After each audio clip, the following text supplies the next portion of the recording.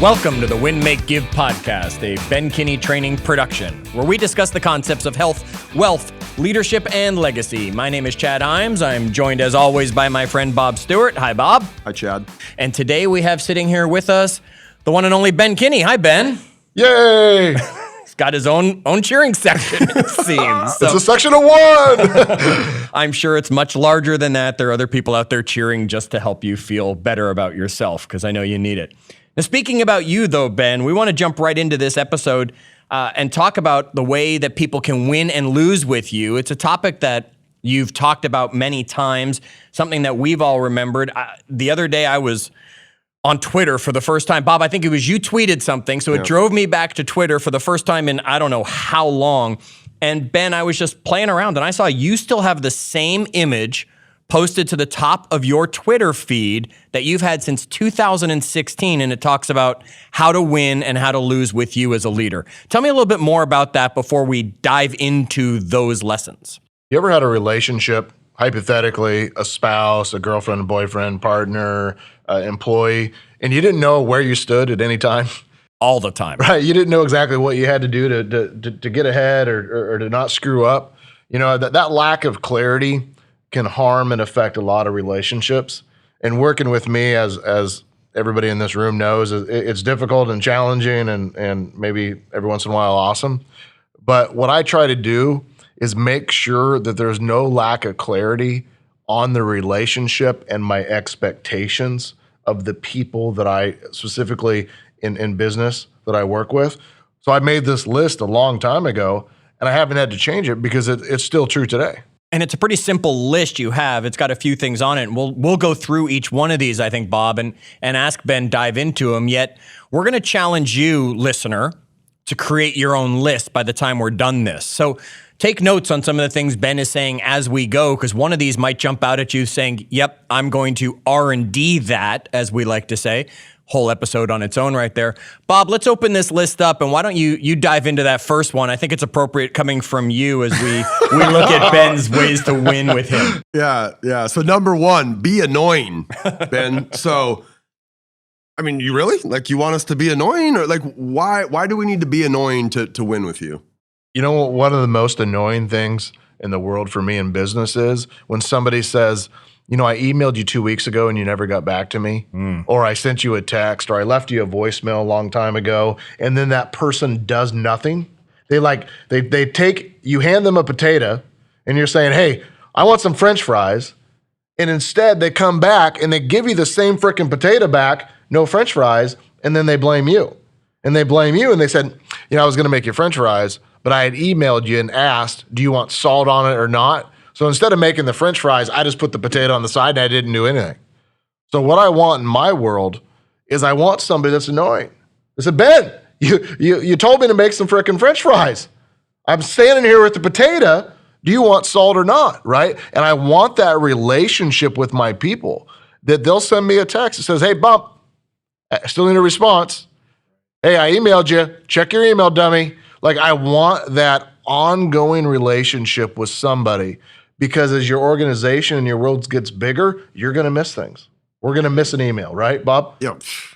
We were just talking about email earlier. Yeah, I got 3,000 unopened, I think. Oh, no. I mean, you know, this is one of the things, like when we have somebody come and join our organization, you always have them do interviews with some of the rest of us. And that be annoying is one of the first things I tell people. Like, if you need to be in an organization where the leader in the organization is like attentive all the time to you and you can't, and you're not capable of being annoying to get that thing you need, this is probably not the place for you, right? So that's a big one, be annoying. I tell everybody that. And people come, Chad, people come to us because they can't get to you, Ben, and then they go, hey, did Ben ever say anything about that? And I'm like, I don't know, but like, how annoying were you? It's always the first question and they say, well, what do you mean how annoying? And I'm like, he wants you to be annoying. A lot of times I'll point them to this, this list right here, right? How you win with Ben. But yeah, be annoying because you're so busy.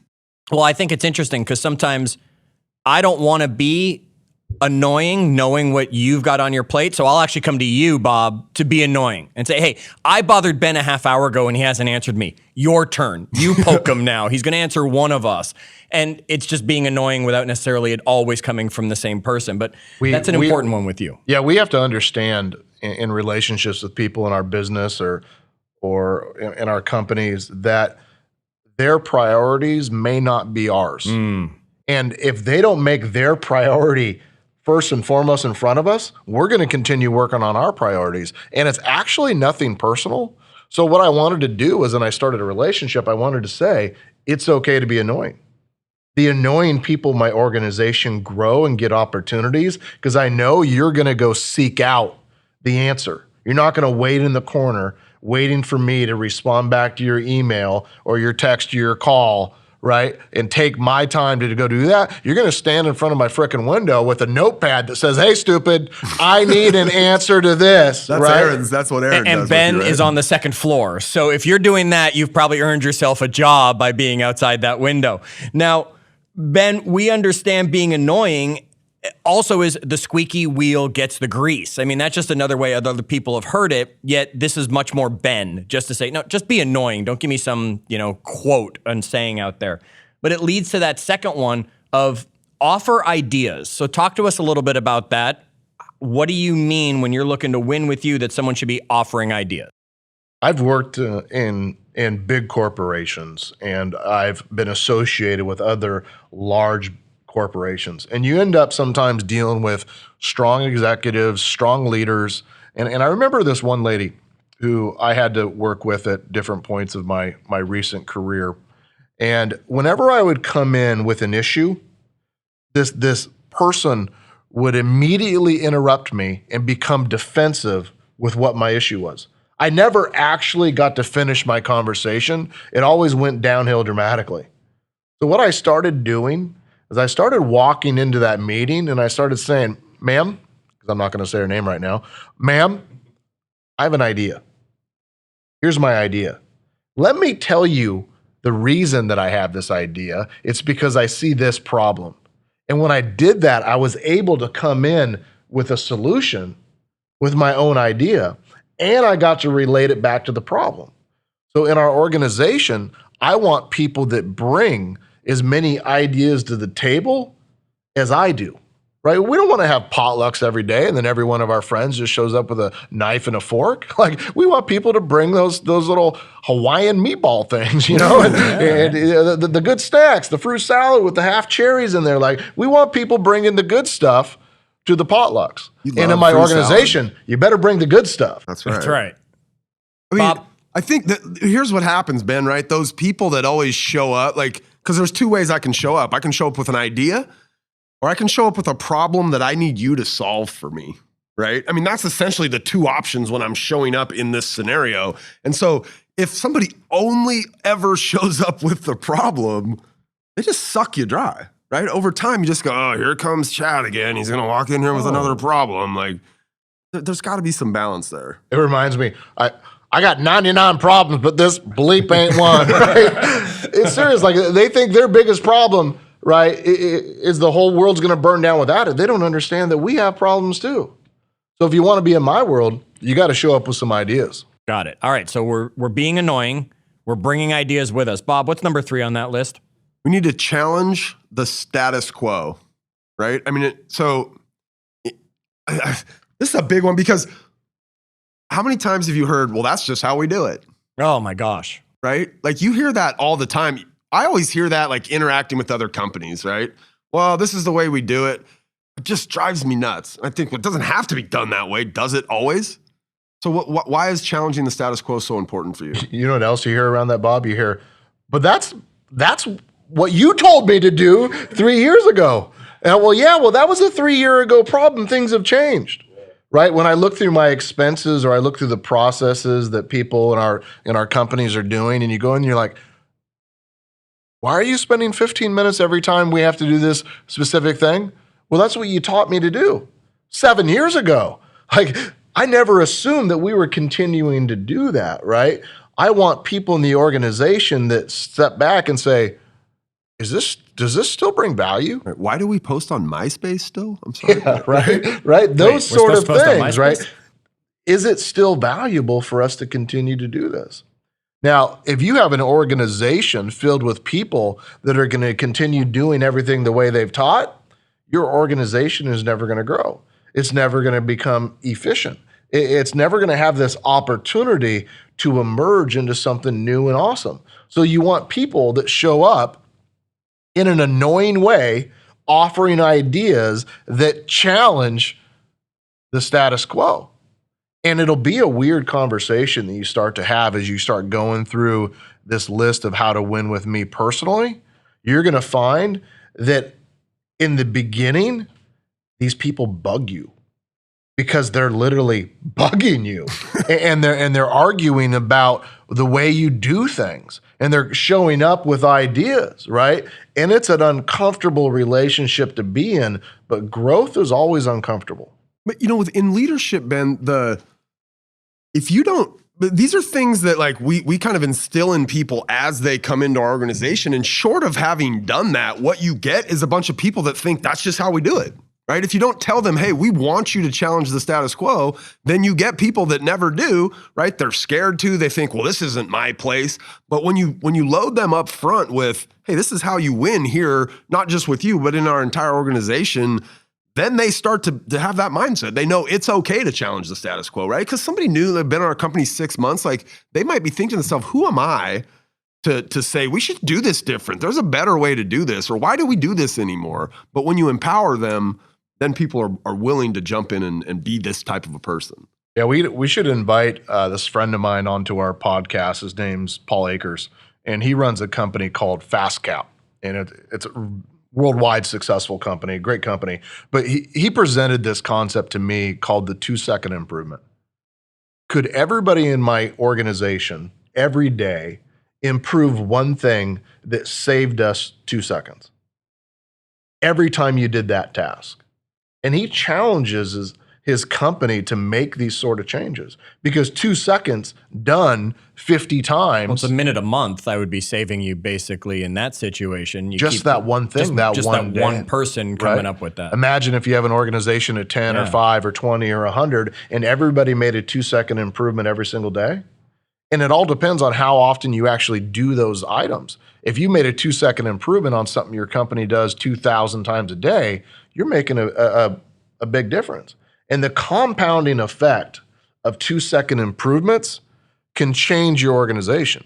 The only way to have 2-second improvements is to challenge the status quo. And now more than ever. I mean, with what we've got going on, the new normal, as I air quote around that, right? That's what we're living in. We have to challenge the status quo now more than ever. Do more with less. Correct. All right, let's go on to the next one, Ben. It's ask for time to meet. And I know this is one that I'm a pain in the behind with you on. It's every time we finish a meeting, it's getting on the calendar for that next time to meet. Yet talk about that asking for time to meet. How is that something that someone wins with you? Why is that important? We all have a lot of things going on. And the bigger your world gets, the harder it's going to be for you as the leader to take responsibility for having a relationship, making time, scheduling, and reaching out to people in your world. And I physically cannot enjoy my life, try to have some resemblance of health and happiness and recreation and get all my own priorities done if I was personally responsible for the relationships and asking everybody to meet. So what I do is I put it back on them. Hey, I'm available whenever you need me. You're going to have to ask for it. In the event that I ever don't respond, I need you to ping me again. Which means be annoying. Be annoying. Ask for time to meet. Annoying. Be aggressive. But, you got it. Please stop. But what we're really saying is if you need something, ask for it, right? If you're going to jump in there and you need 5 or 10 or 15 minutes, you need to ask me for it. I'm going to give it to you. Now, I might give you some homework first. The very first thing I'm going to say is, what do you want to meet about? That's awesome. What's our agenda? Great. What are your questions? Would you mind writing them out for me? And that helps me in many ways because sometimes they don't really need to meet. They want to meet. And I can actually solve their question in a text. And we don't have to spend that 15 minutes or 30 minutes the next day. Sometimes when they ask me the questions, I'll be able to look at it and realize that there's a bigger issue. And I need to schedule more time that they have something personally going on, professionally, maybe in their relationship or their health, and I need to make sure that I have adequate time for them. I would say, in addition, by them asking the right questions, I'll also know, should I invite somebody else to the meeting? I might say, oh, you have an issue with your boss? Great. Why don't we bring them too? Let's just have an open discussion. I'll moderate it. We're good, right? And we'll make sure that all the right parties are in there so you don't have to have 3 meetings. You just have one, you knock it out, you get it done. But I'm putting the responsibility back on the person to request, ask, and be annoying if they need time. I still think it's just, you keep coming back to it. It's clear that be annoying is first for a reason. Yeah, absolutely. Right? It's coming up in all of these that needs to be something, especially in Ben's world. Now, it might not be something, listener, in your world. Maybe you aren't as pulled in as many directions as Ben is, or you're not getting 700 text messages over the span of an hour or something, that people don't have to be as annoying with you that they do with Ben, and that's why it's on his list. Yet, remember, we're challenging you to create your own list of how people win with you as you're listening and taking it from some of the things Ben's talking about. Bob, what's next on Ben's list? Let's keep going through his Next pieces. up, think outside the box. Oh, Ben, cliche. Nice. Right? See, what I want is, I don't want people to solve an issue in our company with the thinking that got us there. Yeah. I want us to go out there and I want us to say, hey, we're building software, which our companies do, right? I want them to go out there and say, well, our competitors are doing this. That's great. Let's think about what they're doing. Have you found anybody that's not in our industry? How are they handling it? That's thinking outside of the box, right? Don't just read books or listen to podcasts from people from your industry. Go far outside. I've had some of my greatest ideas from reading books about the past, from reading books about other industries, from going completely off topic into podcasts.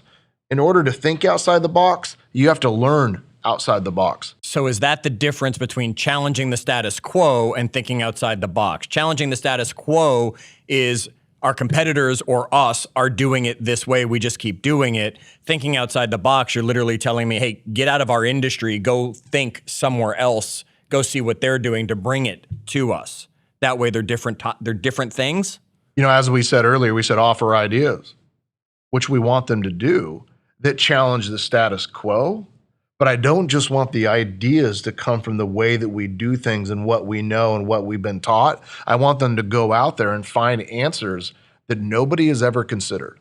That's how innovation happens. You do a good job, I think, of like inside of our organization of kind of planting these seeds for us. Like you're forever texting an article that has nothing to do with like what we do in business, right? And oftentimes you won't even say why you texted it. You'll say, what do you think of this? You'll send it to like 5 of us. What do you think of this? And the cool thing is, like, because we all have different backgrounds, right? Ross has a finance background and, I've got a certain background. And so then the responses, we all see them, they're all different angles, right? Josiah's looking at it from a design background so you do a good job of kind of fostering this behavior in us by doing stuff like that, where a lot of times I'll get it and go, all right, does he want something here? What's the right answer? Yeah, what's the right answer? And then I'm like, well, screw it. It doesn't matter. Here's what I think, right? But so you foster that. It's not like you just go out and say, hey, guys, this is how I want you to act. You actually like drive us towards those actions. Well, I do this, and I do a little bit of coaching, and we do some mastermind events around the nation where we get together with these business owners.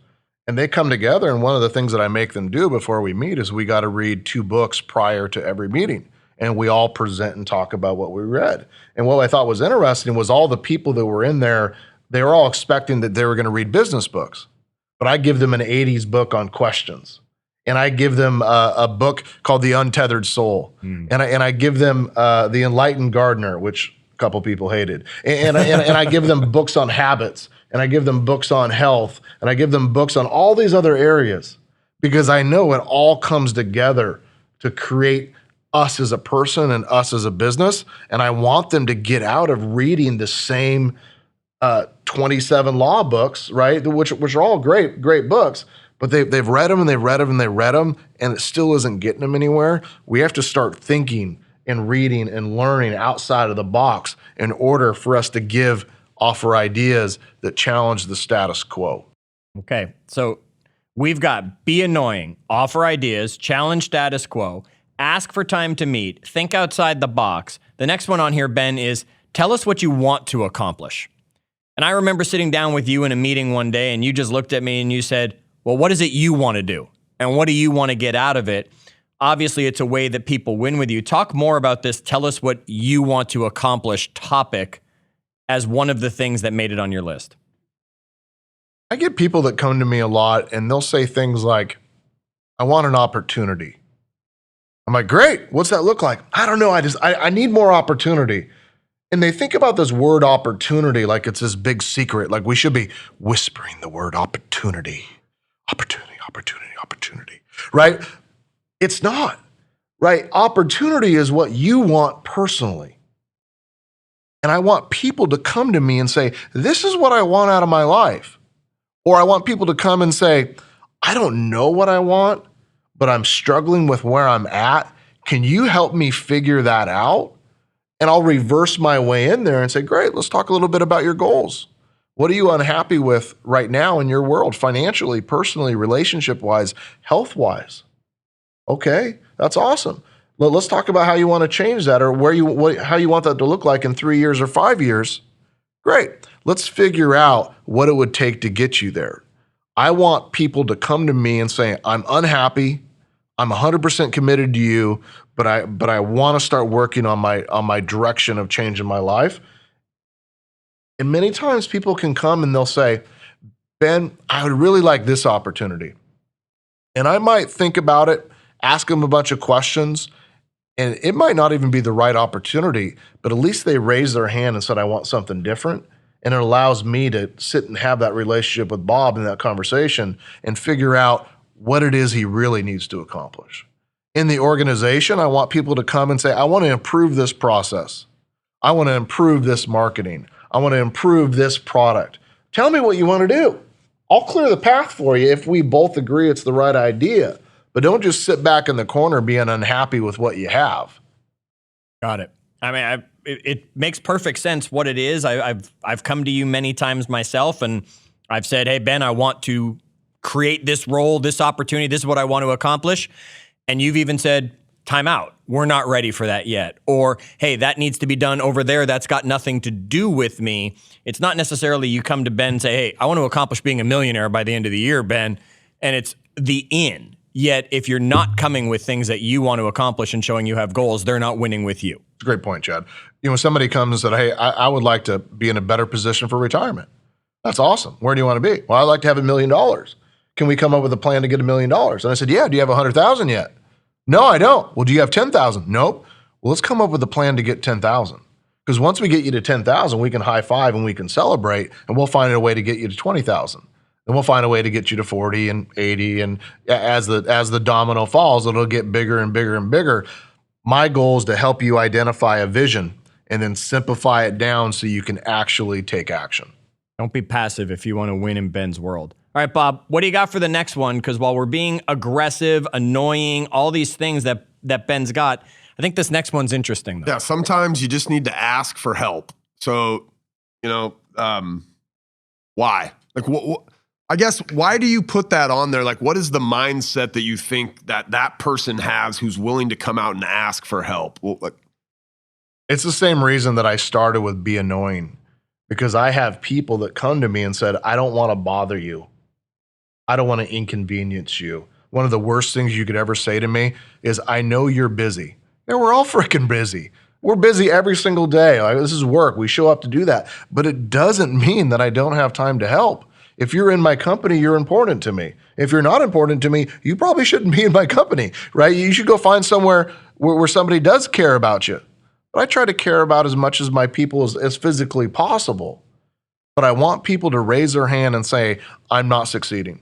Now, the way that looks would be, Chad, if you had a target to sell 10 widgets by the end of the month, if you came to me on the last day of the month and say, Ben, I'm only at 4, I'm screwed, right? Well, what can I do? I'm only at 4. I'm like, Chad, you could have came to me 3 weeks ago when you were only at 1. Right. And then on the 15th of the month, you could have came to me and said, I'm not halfway there yet, right? But instead, they wait till the last minute.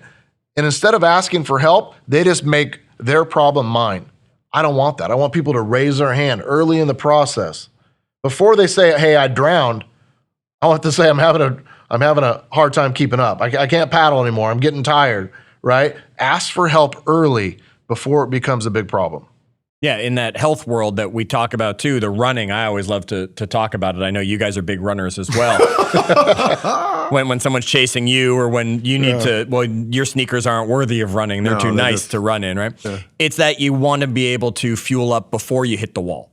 You don't want to have that crash. And that's what you're looking for is people in your world that are willing to ask for that help before it's too late. And then there's nothing you can do. All right. Now, I teased this one. I didn't even mean to. I hadn't been looking down at the list, yet I already mentioned it out there. You like people who are going to be aggressive. So talk about that. That's an easy one, though, I think. You know, our vision statement at our company is number one is win. Right. I want people that want to win. Like, there's nothing worse than somebody that comes to me and said, I know we're not winning here, but look at this. We got a leather medal here for this other category, right? A leather medal. I want aggressive people that say, I want to win. I want to be a part of a winning team. I want the company to win. I want us all to win. Not just people that say, I want to win on my own. I want aggressive people that are willing to take action because I know that leaders take action. You got to be aggressive. It's another different way of saying being annoying or be annoying. Yep. Right? It's another way of saying, I'm going to offer ideas. That's an aggressive thing to do. Challenge the status quo. Bob, what you've been doing now doesn't make any sense to me. That's an aggressive statement, right?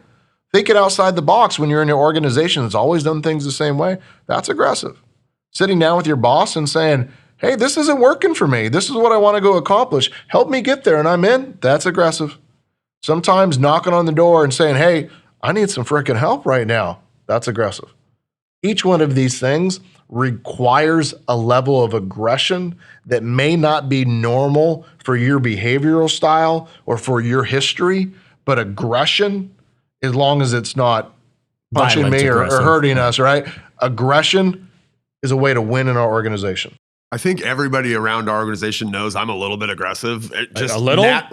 So naturally I have that aggression, and it's one of the most frustrating things for me is to see somebody who needs help, who has a great idea, and they're just over in the corner kind of, hey, guys, look, I'm over here with a great idea. Like, I just want you, I'm like, hey, be aggressive. Like, next time, stand up and tell us your idea, or go grab that person that you need help from.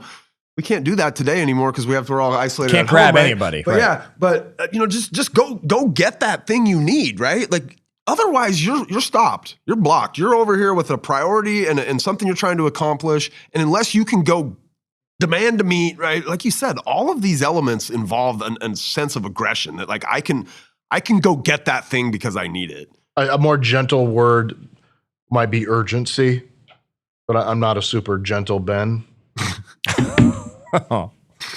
Urgency. Like, how do you take action? Well, I've been emailing with this customer for the last 3 days. Pick up the phone, call them, ask them questions, get it handled, move it off your plate. This person has an issue with me. Call them, drag them in there, right? Get them in front of you as fast as possible. Leaders seek solutions. Leaders run to the problem, right? We need a level of urgency and aggression if you're going to survive in this chaotic world. Because what happened? Think about this: if there's 5 of us there and one person's being aggressive, all the other 4 people they fall back, right? So, like, you've created this culture here, I think, where we're all pretty aggressive, at least at the top of our. We're all able to be aggressive. I think one of the things Ben's taught me over the years is to actually control my aggressive nature. One of the things Ben used to say to me all the time was, hey, you're a boat and you're churning up waves behind you and you're just leaving a mess back there. Because I was aggressive and I would push through on things. And I think what I have learned through this is I'm aggressive as it comes, yet I can be passive when I need to. And I can still be aggressive by offering ideas. I can still be aggressive when I need to be annoying. Ben actually senses, okay, he's being aggressive now. There's something going on here. It's not you've got to be aggressive 100% of the time. It's just one of the ways to win with Ben is being aggressive. Now, Bob, the last thing on Ben's list, and then I'll recap the whole list, but the last thing, you need to have some aggressive nature to you to be able to make this one happen. Wouldn't you agree? Absolutely. So when no one is leading, act like the leader. It's pretty self-explanatory, right? It's like, what's the old analogy, lead follow or get the heck out of the way. Like at some point, somebody needs to step up and be the leader.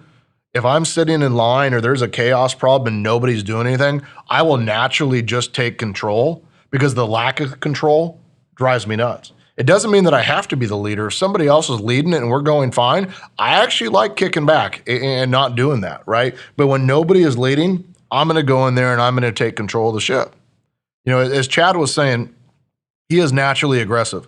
We're all in this room pretty naturally aggressive. What we also have to understand is that our delivery matters. Mm-hmm.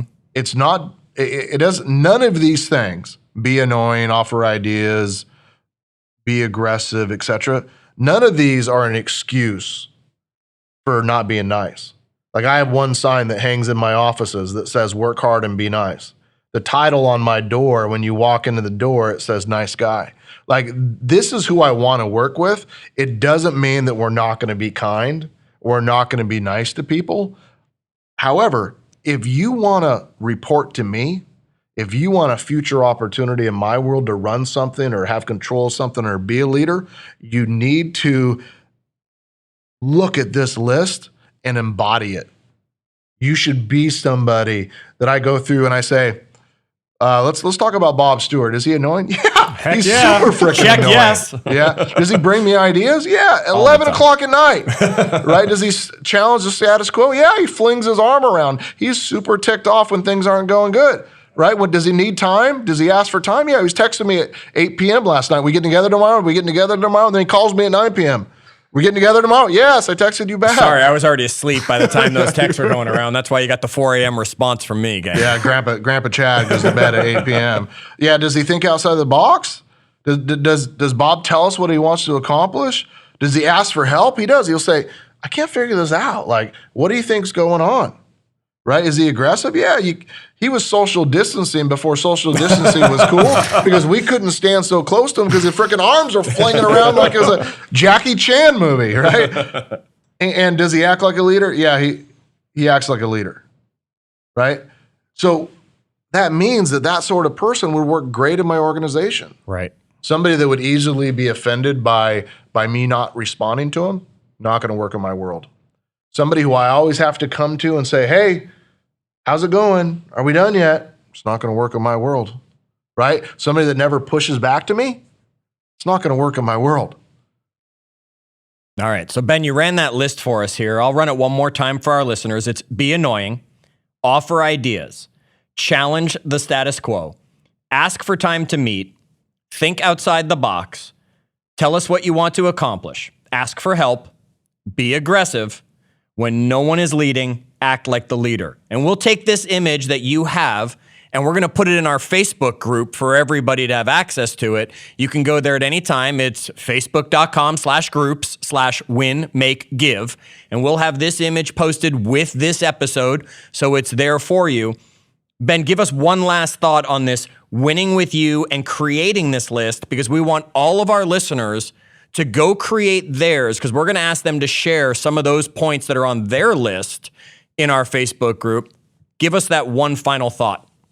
Yeah, our podcast is worse than like a fourth grade math teacher. Like every single time you listen, you're going to leave with homework. And today's homework is you need to make your own list. You need to sit down with a Sharpie and a piece of paper and ask yourself, how do people win with me?